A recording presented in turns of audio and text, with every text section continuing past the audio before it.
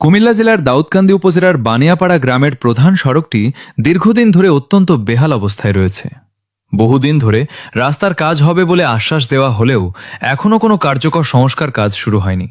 বিশেষ করে সামান্য বৃষ্টি হলেই রাস্তায় পানি জমে যায় এবং কাদায় একাকার হয়ে পড়ে।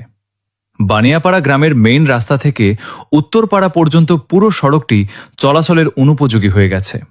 এই রাস্তা দিয়ে প্রতিদিন স্কুল কলেজের শিক্ষার্থী, গ্রামবাসী, মুসল্লি এবং বিভিন্ন শ্রেণীপেশার মানুষ চলাচল করেন। রাস্তার খারাপ অবস্থার কারণে সবাই চরম দুর্ভোগে পড়েছেন।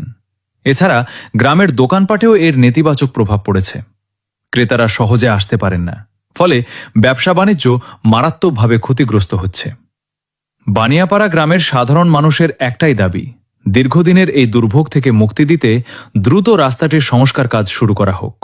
সংশ্লিষ্ট কর্তৃপক্ষের জরুরি হস্তক্ষেপ কামনা করছেন এলাকাবাসী।